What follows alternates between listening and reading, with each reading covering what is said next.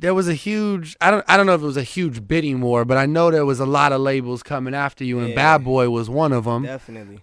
You know, what was the thought process of saying, you know, MMG and Ross, and this is the family that I think that's my best interest to go with? Well, like the thing with me, man, believe it or not, I'm a super humble dude, and prior to getting these offers, you know what I'm saying, like I didn't even expect to get signed by other rappers. Like I kind of, you know, came up in the rock scene a little bit with Patrick Stump and Fallout Boy. Yeah, I read some about that. And so, like, with that being the scene that I was kind of being geared towards, I thought that that's where, you know, everything was going to fall in line.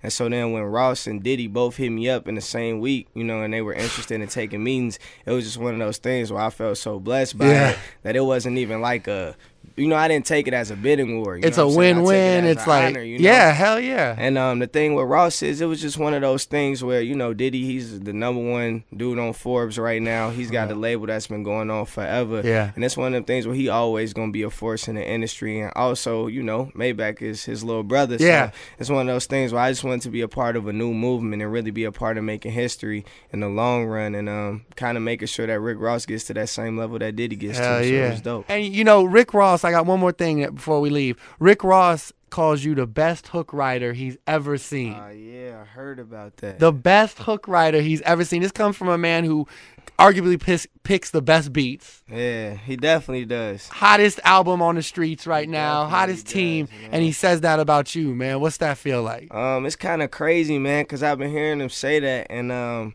it's like the president of Warner Brothers, I saw him at Meek Show, and he came up to me. He was like, yeah, Ross told me you write the best hooks. I was like, oh, man. Wow. But, nah, it's one of those things where I do, you know, take hooks very seriously, and I just try to relate them to the majority of people, you know what I'm saying? I don't think on them too much, but at the same time, I'm taking into consideration my fans more so than I am myself, and I think that's what kind of makes the hooks, I guess, stand out a little bit more. But shout out to the big bro Rick Ross. Rose. I'm on fire. You say you're more fire than nigga, you a lie. I'm on fire. You say you're more fire than nigga, you a lie. I'm on fire. You say you're more fire than nigga,